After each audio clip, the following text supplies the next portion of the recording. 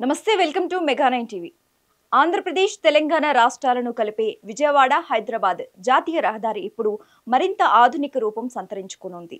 త్వరలోనే భారీ ప్రాజెక్టు రూపుదిద్దుకోబోతోంది. మరి ఏంటి నయా ఎక్స్‌ప్రెస్ వే? ఈ ప్రాజెక్టుకు అయ్యే ఖర్చు ఎంత?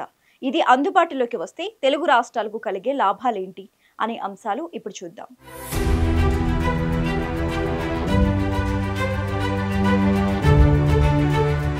తెలంగాణ ఆంధ్రప్రదేశ్లకు జీవనాడి హైదరాబాద్ విజయవాడ జాతీయ రహదారి. అది ఎంత ఆధునిక రూపం సంతరించుకుంటే రెండు రాష్ట్రాల మధ్య అంత దూరం తగ్గుతుంది.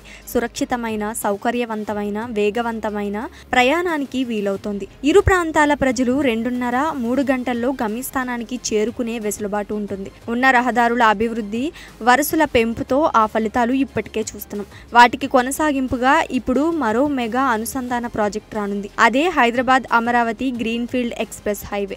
కేంద్రం కూడా దీని నిర్మాణానికి గ్రీన్ సిగ్నల్ ఇచ్చింది.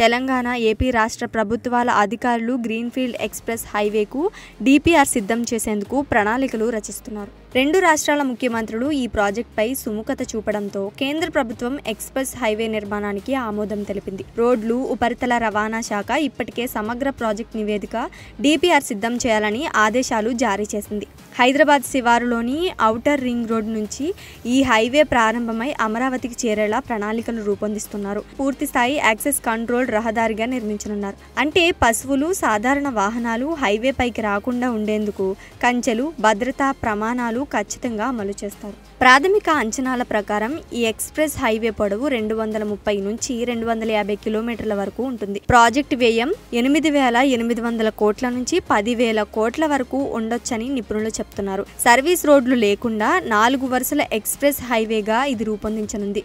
ప్రధాన పట్టణాలకు దగ్గరగా మాత్రమే ఎగ్జిట్ రోడ్లు ఏర్పాటవుతాయి. త్వరలోనే డిపిఆర్కు టెండర్లు పిలవనున్నారు.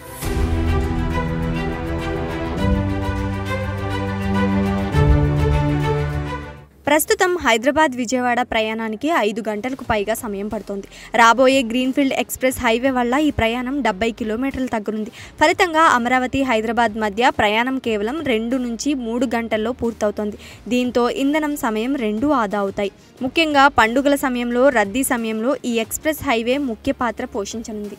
ఏపీ, తెలంగాణ సీఎంలు చంద్రబాబు, రేవంత్ రెడ్డి ఈ హైవే ప్రాముఖ్యతను కేంద్రానికి వివరించడంతో కేంద్ర మంత్రి నితిన్ గడ్కరీ స్వయంగా ప్రాజెక్ట్ అమలును ప్రకటించారు. ఇది అందుబాటులోకి వస్తే ప్రయాణ సౌకర్యం మాత్రమే కాదు, రెండు రాష్ట్రాల మధ్య ఆర్థిక, సామాజిక బంధాలు మరింత బలపడతాయి.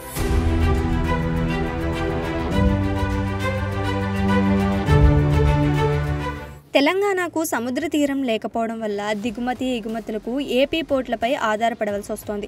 ఈ నేపథ్యంలో మచిలీపట్నం పోర్టుతో అనుసంధానం చేసే రైలు మార్గం హైదరాబాద్ శివారులో డ్రై పోర్టు ప్రణాళికలో ఉన్నాయి. కొత్త ఎక్స్‌ప్రెస్ హైవే వాణిజ్య రవాణాకు అనువుగా ఉండి ఎగుమతులు, దిగుమతులు తక్కువ ఖర్చుతో జరుగుతున్నాయి. అంతేకాకుండా రహదారి వెంబడి పారిశ్రామిక అభివృద్ధికి అవకాశాలు పెరుగుతాయి. చిన్న పట్టణాలు, గ్రామాలు వాణిజ్య కేంద్రాలుగా ఎదిగేందుకు అవకాశాలు ఉంటాయి.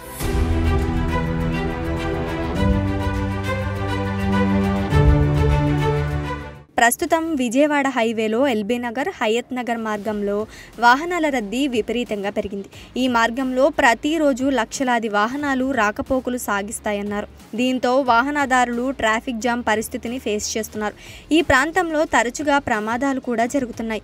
ముఖ్యంగా రోడ్డు దాటుతున్న పాదచారులకు, స్థానిక వాహనాలకు భద్రత కరువైంది. ఈ సమస్యకు పరిష్కారంగా కింది భాగంలో వాహనాలు, పైన మెట్రో రైలు వెళ్లేలా డబుల్ డెక్కర్ రోడ్ నిర్మించాలని ప్రభుత్వం ప్రతిపాదించింది.